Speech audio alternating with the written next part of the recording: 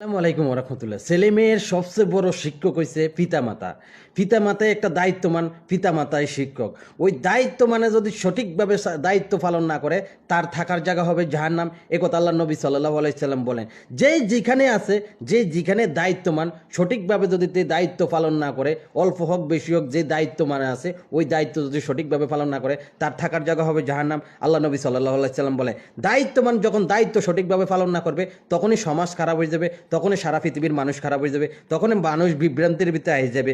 দায়িত্ব মানে যদি সঠিকভাবে দায়িত্ব পালন করবে তখনই সব কিছু সুস্থভাবে চলবে।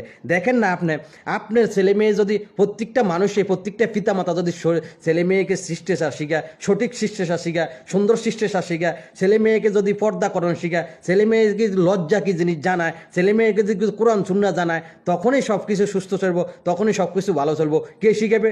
সবচেয়ে বড় শিক্ষক হয়েছে পিতামাতা। পিতামাতাকে এগুলো শিখে দিতে হবে, তারপরে অন্য শিক্ষক। প্রথমেই পিতামাতাকে শিক্ষক, প্রথমেই পিতামাতা হয়েছে সবচেয়ে বড় দায়িত্বমান। পিতামাতা যদি দায়িত্ব সঠিকভাবে পালন না করে তার থাকার জায়গা হবে জাহান্নাম। একথা আল্লাহ নবী সাল্লাল্লাহু আলাইহি সাল্লাম বলেন। ওই ছেলে সন্তানও কাল কিয়ামতের মাঠে আল্লাহর কাছে বলবে যে এই পিতামাতার কারণে আমি কোরআন সুন্নাহ জানতে পারিনি, ওই পিতামাতার কারণে আমি পর্দা কি জিনিস জানতে পারিনি, ওই পিতামাতার কারণে জিনা কি জিনিস জানতে পারিনি। ওই ছেলে সন্তানে কাল কিয়ামতের মাঠে আপনার জন্য বিরোধিতা করবে, ওই আপনাকেও জাহান্নামে যাইতে হবে এই ছেলে সন্তানের কারণে। যদি সৎ ছেলে সন্তান রাখি যান, দেখেন না, সৎ ছেলে সন্তান রাখি যাওয়ার পরনে যখন আপনি মারা যাবেন, যখন সৎ কাজ হারিয়ে হইব, এই কথা আল্লাহ নবী সাল্লাল্লাহু আলাইহি সাল্লাম বলেন। সৎ ছেলে মেয়ে রাখি যাবেন, যখনই আল্লাহর কাছে দোয়া করবো তখনই আপনার কবর আযাব মাফ হয়ে যাবে, তখনই আপনার কবরের ভিতরে শান্তি বসন্ত হইব। এই কথা আল্লাহ নবী সাল্লাল্লাহু আলাইহি সাল্লাম বলেন। কেন সৎ ছেলে মেয়ে বানান না? কেন সমাজকে সুস্থ বানান না? কেন প্রত্যেকটা মা বাবার দায়িত্বের সাথে দায়িত্ব পালন করেন না? কেন থাকার জায়গায় জাহান্নাম বানান? এই কথা বুঝে আসে না। দয়া করে ছেলে মেয়েকে শিষ্টাচার শেখানোর চেষ্টা করেন। দেখেন না, আপনি দেখেন এই যে বাপ মা পৃথিবীর ভিত্তি পর্যন্ত কষ্ট পাইতেছে, দেখবেন আমি কিছু প্রমাণ দেবো বাপ মা পৃথিবীর কীভাবে কষ্ট পাইতেছে। আপনি শিষ্টাচার না শিখানোর কারণে, আপনি ভালো কিছু না শিখানোর কারণে, কোরআন সুন্নাহ না শিখানোর কারণে, দেখেন ছেলে সন্তানের ইজ্জত না শিখানোর কারণে, দেখেন না আপনি কীভাবে লঞ্ছনা পাইতেছেন পৃথিবীর বুকে। দেখেন ছেলে মেয়ে যখন একটু জীবিত হয়ে থাকে তখনই প্রেম প্রীতি ভালোবাসা করে, তখনই একজনকে একজনে নিয়ে বাগি যায়, তখন ছেলের বাপে কি বলে যে আমার ছেলেকে ফাঁসাই দিছে, মেয়ে হাসাইছে, মেয়ের মা বাবা মিলে ফাঁসাইছে। অথচ ওই ছেলের মা বাপের শিষ্টাচার শিখে নেই ছেলেকে ভালো কি জিনিস শিখে নেয়, কোরআন সুন্নাহ কি জিনিস শিখে নেয়। এই জন্য ছেলের বাপের ইজ্জত কাড়ি নিছে ছেলে নিজে। এই কথা বুঝে না, ও উল্টাটা বুঝে নিবে, অমুকের মেয়ে আমার ছেলেকে খাই দিছে, এভাবে বলে।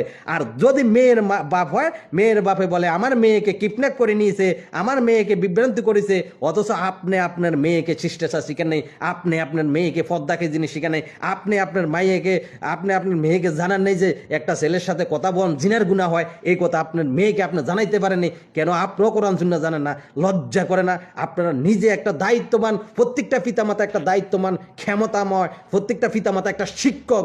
আপনি শিক্ষা দিতে পারেননি ভালোভাবে, আপনি দায়িত্ব পালন করতে পারেননি ভালোভাবে, অন্যকে দোষারোপ করতে লজ্জা করে না, শরম করে না? মনে রাখেন, এই কথাই বলেছে পিতামাতাকে জাহান্নামে যাইতে হবে। ছেলে মেয়েকে যদি ভালো শিষ্টাচার না শিখাইতে পারেন, ছেলে মেয়েকে যদি কোরআন সুন্নাহ না শিখাই যেতে পারেন, সে কবরে তো সাজা হবে। কিয়ামতের দিন আপনার হিসাবও জাহান্নামে হবে।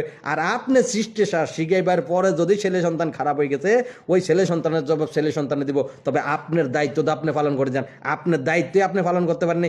কয়টা পিতামাতা বলতে পারবে যে আপনার দায়িত্ব আপনি সঠিকভাবে পালন করছেন? কয়টা পিতামাতা বলতে পারবে যে ছেলে সন্তানের লজ্জা কি জিনিস জানাইছে, ছেলে সন্তানের জিনা কি জিনিস জানাইছে, ছেলে সন্তানের কোরআন সুন্নাহ কি জিনিস জানাইছে, ছেলে সন্তানের আখিরাত বলে কি আছে এটা জানাইছে? কয়জন বাপ পিতামাতা বলতে পারবেন? বলেন, কেউ বলতে পারতেন না। ওই কার্টন দেখাই খানা খাওয়াইছেন, কার্টন দেখাই খানা খাওয়াইছেন, কার্টন দেখা যে কার্টনের মতো গড়িয়ে লেছে, আপনার ইজ্জত দুনিয়াতে কাড়ে নিছে, আপনাকে দুনিয়াতে লাঞ্ছনা করেছে, আখেরাতে তো হইবেন, কবরে তো হইবেন। তবুও লজ্জা হয় না দুনিয়াতে? এইভাবে লজ্জা হইবার পরও আপনার লজ্জা হয় না, তবুও আপনি ভালো হন না, তবুও আপনি সুষ্ঠ হন না, তবুও আপনি সঠিক রাস্তা শিখেন না। নাউজুবিল্লাহি মিন জালিক। কেমন পিতামাতা আপনি? আপনার একটু লজ্জা হয় না, একটু ভয় হয় না? ছি। আল্লাহ রহমত করা, আল্লাহ হেদায়েত করো।